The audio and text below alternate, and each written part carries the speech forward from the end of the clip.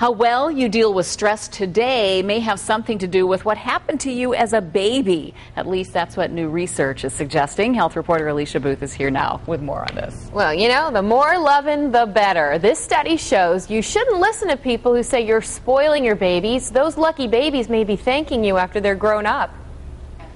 Go ahead, just lay it on and lay it on thick. That's what researchers say you should do if you want your child to grow up with better coping skills. They looked at 8-month-old babies and moms, and they had them doing a task, and the psychologists were rating the mother's interaction with the 8-month-olds during that time. Carolyn Landis is a licensed clinical psychologist with Rainbow Babies and Children's Hospital, who says the Duke study makes perfect sense. Just like when you think about the children that are in orphanages, for example, that don't have that affection, and then later on they have attachment disorders and they have difficulties, it's the same thing, only in the reverse. The study looked at about 500 infants and then followed up with them in their 30s. Those whose mothers had been observed to be very affectionate grew into happy, well-adjusted adults, less likely to be anxious. So it's really important, those early experiences, that your needs are being met, that you're being cared for, you're being loved and held, is important for later on when stressful things happen in your life.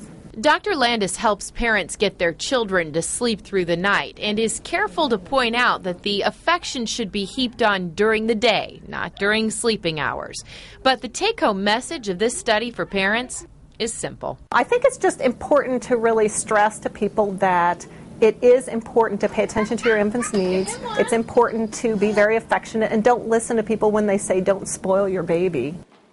It's fun just looking at babies, isn't it? Well, this research focused solely on moms, but it stands to reason that it would apply to fathers and grandparents as well. You can read more in the Medical Journal of Epidemiology and Community Health, and I have a link to it on Newsnet 5. Cutest babies ever. I was going to say they should all be on TV, but of course they were. Really great. And amazing how what happens to you when you're so young affects how you look at the world. Yeah, and it's not something that we can remember, obviously, because they looked at 8-month-olds, but all the more reason. All right. Thanks, Alicia.